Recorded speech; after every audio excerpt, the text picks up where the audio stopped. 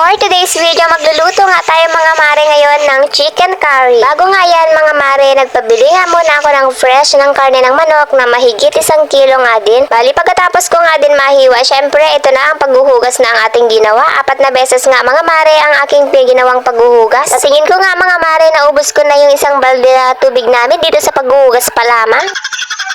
Pagkatapos ko nga din mahugasan itong 2 pirasong patatas mga mare ay sinumulan ko na nga din itong hiwain. Sa maliliit nga lang din ang panghiwa ko dito mga mare, yung sakto lang dito sa ating chicken curry. Bali nung nakarang araw ko pa nga ito mga mare niluto at ngayon ko nga lang din siya magagawa ng voice over, kaya naman ngayon ko nga lang din siya ma-upload mga mare.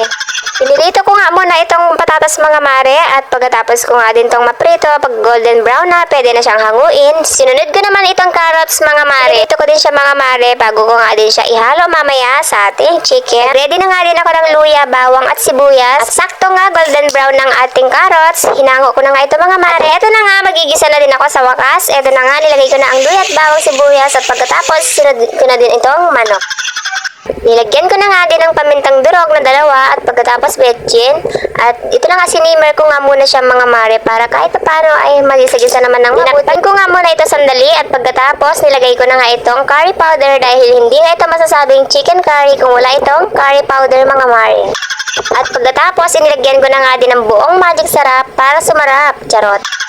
So ayan nga mga mare, kung makikita nyo na ilagay ko na nga ang ating mga gulay at isinunod ko na nga itong kokomama o gata na ready-made mga mare. Pinakuluan ko nga muna ng 10 minuto upang maluto nga ang gata mga mare. Lagyan ko nga din ng 1 siling labuyo o pulang sili mga mare para kahit papaano magkaroon nga ito ng konting anghang. At yan lamang po ang aking for today's video. Ready to serve ng ating chicken curry. Mabalo and Diyos ni kamong aming.